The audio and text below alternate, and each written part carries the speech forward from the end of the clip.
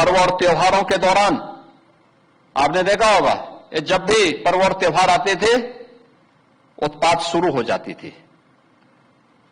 अब उत्पातियों और उपद्रवियों को पता लगेगा कि 7 पीढ़ियां याद आएंगी उनको, क्योंकि कभी कभी बुरी आदतें जाती नहीं लोगों की, तो उसके लिए उनकी डेंटिंग पेंटिंग करवानी पड़ती है कायदे से, जिससे उनकी बुरी आदतों को हम ठीक कर सकें। और यही डेंटिंग पेंटिंग आपने देखा होगा कल बरेली के अंदर, वो मौलाना भूल गया कि शासन किसका है। वो ये मानता था धमकी देंगे और हम जबरदस्ती जाम कर देंगे।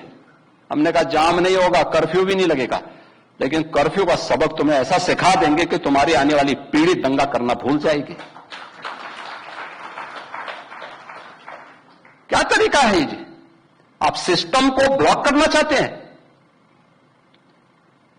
और यह प्रवृत्ति थी यूपी के अंदर, 17 के पहले यही होता था।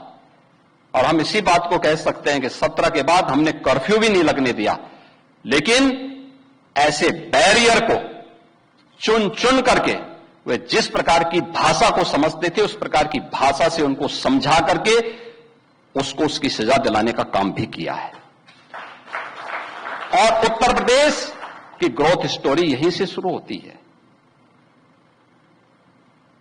अगर आजादी के समय, मैं उससे पहले नहीं जाता, लेकिन 1947 में भारत आजाद हुआ, अगर उस समय भारत की इकोनॉमी में भारत का, उत्तर प्रदेश का कंट्रीब्यूशन 14% था, तो ये 14% फिर से होना चाहिए। और 14% नहीं होना चाहिए, बल्कि जितनी आबादी है उत्तर प्रदेश की, उत्तर प्रदेश उतना कंट्रीब्यूशन करता हुआ दिखाई दे।